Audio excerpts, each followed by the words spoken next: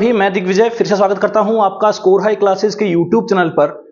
आज हम class 10 mathematics में ट्राइंगल चैप्टर से आप लोगों के लिए बहुत ही इंपॉर्टेंट थ्योरम लेकर के आ गए हैं जिसका नाम है कन्वर्ज ऑफ बीपीटी या इसे सीबीटी भी बोला जाता है। क्लियर है? तो यहां से इसके अंदर का जो स्टेटमेंट है वो एक्चुअली है क्या। सबसे पहले आप लोगों को मुझे लगता है देखना होगा कि एक्चुअली बीपीटी क्या थी। बीपीटी का मतलब था बेसिक प्रोपोर्शनैलिटी थ्योरम। क्या था बीपीटी का मतलब? Basic proportionality theorem. और बेसिक प्रोपोर्शनैलिटी थ्योरम क्या बोलती थी कि अगर किसी ट्रायंगल एबीसी के अंदर हमें एक लाइन सेगमेंट बनाने का मौका मिले, जो लाइन सेगमेंट किसी ट्रायंगल की दो साइड्स को तो क्या करता हो, डिस्टिंक्ट पॉइंट पे इंटरसेक्ट करता हो और थर्ड साइड के क्या हो, पैरेलल। अगर ऐसा हो जैसा कि डीई AB को कहां इंटरसेक्ट कर रहा है, D पे, और AC को कहां इंटरसेक्ट कर रहा है, E पे, और DE क्या है, BC के पैरेलल है। अगर DE BC के पैरेलल है तो automatically AD by DB is equals to क्या हो जाएगा, AE बाय EC हो जाएगा। यही थी आपकी बीपीटी। क्लियर है? बीपीटी आपकी यही थी। अब बात कर रहे हैं converse of BPT. Converse of BPT का मतलब यह है कि यहां पे जो गिवन था बीपीटी में जो गिवन था वो क्या था, डीई पैरेलल बीसी। बीपीटी में जो गिवन था बच्चों वो क्या था, डीई पैरेलल बीसी। और आपको प्रूव क्या करना था, ये वाली चीज प्रूव करनी थी। लेकिन जो कन्वर्ज बीपीटी है उसके अंदर आपको प्रूव ये करना होगा, गिवन ये होगा। कन्वर्स का मतलब ही क्या है, जस्ट उसका ऑपोजिट। तो जो प्रोसेस यहां फॉलो हो रहा है उसका just opposite process converse of BPT में फॉलो होगा। होप सो यहां तक आप लोगों को समझ में आया होगा।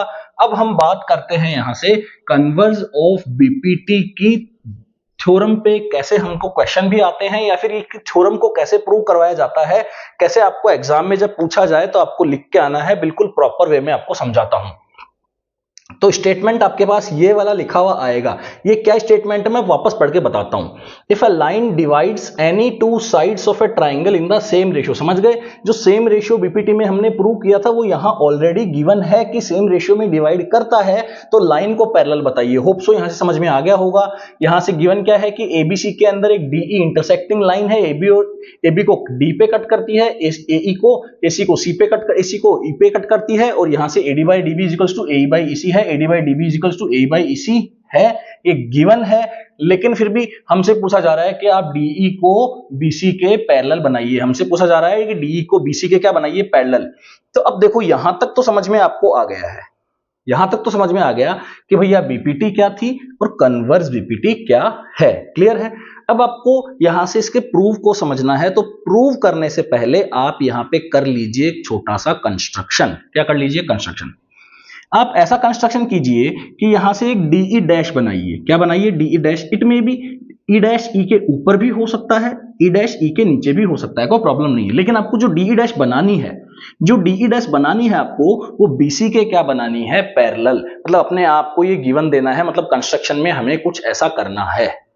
कंस्ट्रक्शन में हमें डीई डैश को क्या करना है, बीसी के पैरेलल करना है। हमने कंस्ट्रक्शन में डीई डैश बनाया है और डीई डैश को बीसी के पैरेलल किया है। अब आप मुझे बताइए, using BPT triangle ABC, DE dash आपने खुद ने बनाई है।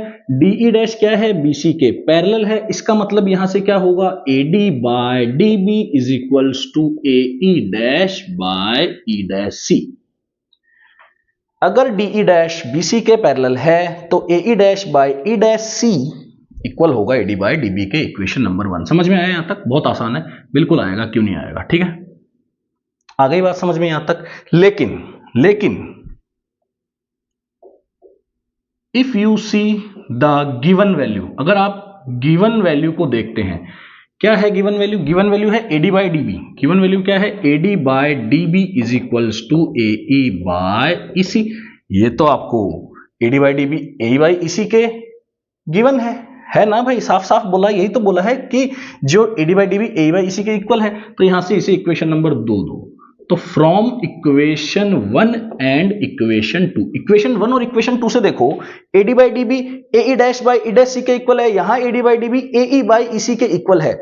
इसका मतलब A E dash by E dash C और ए ई बाई ई सी दोनों क्या होंगे, इक्वल होंगे। मतलब A E dash by E dash C A E by E C, समझ में आ रही है बात, ए E by E C. Clear है, यहां तक समझ में आया। अब आपको क्या करना है, दोनों तरफ 1 ऐड करना है, ऐड 1 बोथ साइड, दोनों तरफ 1 ऐड करना है। और आप यहां से कुछ प्रूव कर लेंगे, बताता हूं क्या करते हैं। पहले 1 ऐड कीजिए, A E dash by A dash C plus 1 equal A E by E C plus 1। तो अगर आप यहां से इसको सॉल्व करेंगे तो एलसीएम लेंगे, ई डैश सी क्या आ जाएगा, A E dash plus E dash C, और यहां से क्या आ जाएगा, A E plus E C upon E C. Clear है। तो यहां से आप देखेंगे कि A E dash plus E dash C, A E dash plus E dash C क्या बनेगा, ए सी बनेगा। तो आप यहां से देखेंगे कि ये क्या बन जाएगा, ए सी, और नीचे क्या है, ई डैश सी। अगर आप यहां से ए ई, ध्यान से देखो, ए ई अभी क्या देखा, A E dash plus E dash C, मतलब A E dash plus E dash C कितना बनेगा, ए सी बनेगा, सिंपल सी बात है। और ए ई प्लस ई सी क्या बनेगा, वो भी ए सी बनेगा ना, वो भी ए सी बनेगा। क्लियर है, एसी से एसी क्या हो जाएगा, कैंसिल आउट, और यहां से ई डैश सी है वो किसके इक्वल हो जाएगा, इसी के सी से सी कैंसिल। इसका मतलब ई डैश और ई एक ही पॉइंट है। अरे भैया ई डैश और ई एक ही पॉइंट है। डी डैश आपने पैरेलल बनाया था ना, डी डैश पैरेलल नहीं है, डी पैरेलल है। क्लियर है, ई डैश और ई दोनों एक ही पॉइंट है, कोइंसाइड बोलते हैं इसको। क्या बोलते हैं, कोइंसाइड, कोइंसाइड कर गए हैं। क्लियर है, क्या कर गए हैं, कोइंसाइड कर गए हैं। तो कोइंसाइड करने का मतलब ये होता है कि ई डैश और ई एक ही पॉइंट है। It means we can say